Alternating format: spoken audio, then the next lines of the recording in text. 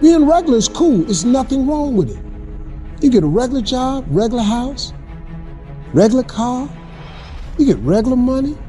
You can dress regular. You just travel regular. You go on vacation once a year. You can get you an economy ticket regular. You want to fly first class? You know what you ought to do? Save your money and buy a first class ticket. This is how you train yourself to be successful. Get an upgrade, buy a first class ticket. Because when you sit in first class, then the seats are wider. You get a choice of meals. You get a bowl of warm nuts. They give you a hot towel to wipe your hands. Once you buy a first class ticket, it becomes very difficult now for you to walk past those seats. You are conditioning your mind to now behave and do the things that produce first class results. That's why Dick Gregory said, whenever you can treat yourself first class, you should, because it conditions the mind. Once you get a private jet, you don't even want to fly first class no more, because you're on a private jet. You fly private, you'll never want to fly first class again, because you get conditioned. Once you buy a really nice dress, you don't want a cheap dress no more. You want another nice dress. Being successful is a mental condition. Condition yourself to being successful. It's your mind. You're in control of it. Blessing given too soon is not a blessing at all. I could give my son the car keys now, but had I given it to him when he was 5, it would not have been a blessing at all. Same car, same son, given too soon. The car can handle it. The road can handle it. I can give it to him, but he can't handle it. Would I be a good father? Sometimes my goodness is proven by my ability to say not yet.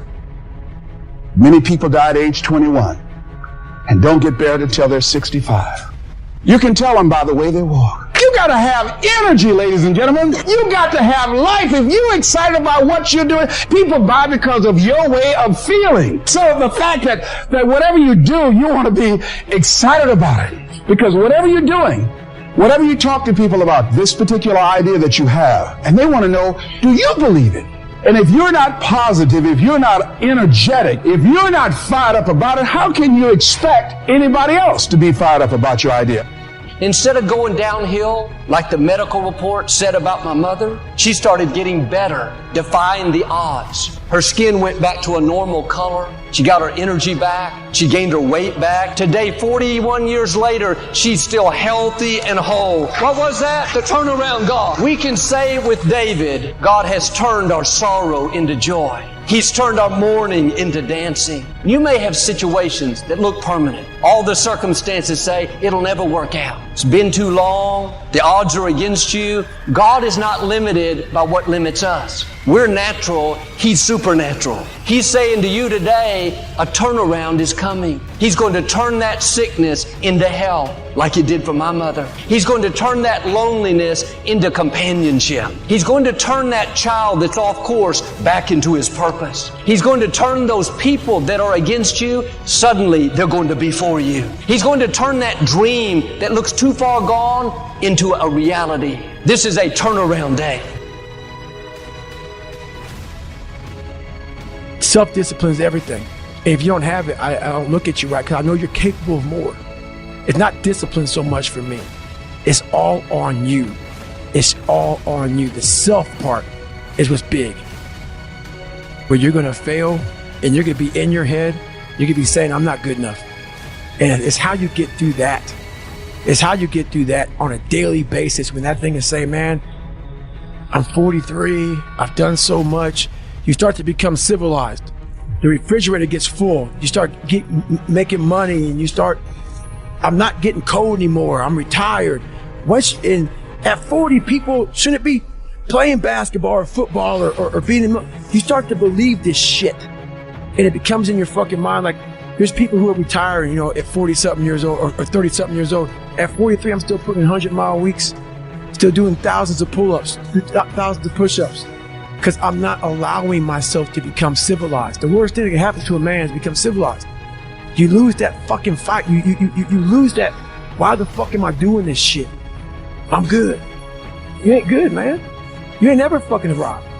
And that's just my mentality. You may have more, but you never fucking arrive. You want to be uncommon amongst uncommon people. Period.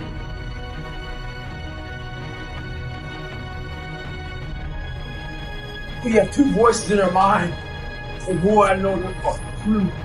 I've heard them. I hear them now. They're real. It's that one voice. That voice I used to love to fucking hear. You love to hear. It's that soft motherfucker. That soft motherfucking voice that says sleep the fuck in. It's okay. It's that calming voice. You want to be hugged and nurtured and all that shit. Says it's gonna be okay. Well, there's another motherfucking voice that wakes you up in the middle of the night. It's that demon fucking voice that whispers in your fucking ear that says, get up, motherfucker. You're not fucking good enough. You gotta work fucking harder. You haven't put enough time in. It's that voice you want to run away from. It's that voice you don't want to fucking hear. It's that voice. It's that voice you need to fucking listen to. And every foot strike that hits the pavement, that's how I feed myself. Motherfuckers look for inspiration. Inspiration's found in every footstep you take. Every grasp of that fucking iron bar. All that shit, all the miles in the pool. Inspiration's found in suffering. In life, a lot of us believe that we're working much harder than we actually are. We think if we fucking got up early for 4 days, we've earned something. You gotta drop your entitled mindset. It's dead weight. We believe we work harder than we actually have. Trust me, most of us haven't. The one thing in life you gotta realize is this. Learn to help yourself. Don't count on other people to help you. We're all being tested in life. And guess what? This is one test you can't cheat on. We all have our own test. Some of us are obese. Some of us are depressed. Some of us are insecure. And the only way to overcome it is for you and you alone to face it. You have to do your best work when you're least motivated. So those days you don't want to do it, guess what you gotta do? You gotta suck it the fuck up and do it. Stay hard.